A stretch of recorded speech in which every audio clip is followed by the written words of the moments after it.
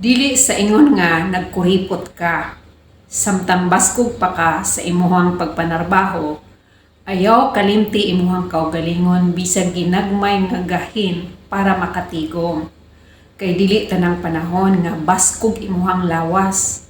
Moabot ang panahon nga mahurot imuhang kusog sa pagpanarbaho. Dili tanang higayon nga naa kay sweldo. Samtang karon naa pa kay kusog sa pagpanarbaho, gahini gamay ang imuhang kaugalingon nga magtigom. Para moabot ang panahon nga wala na kay kusog, naa kay makuot para sa imuhang kaugalingon. Hinumdumi nga ikaw na nimbasog diha sa pagkugi, so hatagig bili ang imuhang kaugalingon nga magtigom.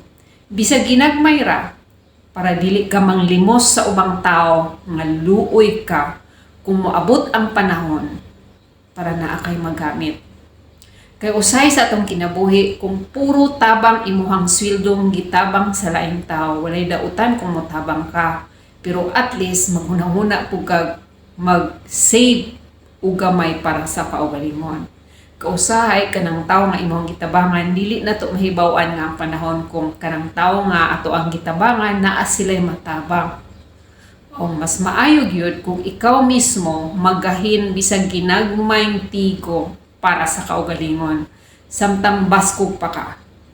Kay walay laing taong moangat nimo kundi imuha ra yung kaugalingon. Ayaw kalimot, ang tanan makagagahom sa tanan, siya ra gyud makabuot sa tanan, ang kahitasan.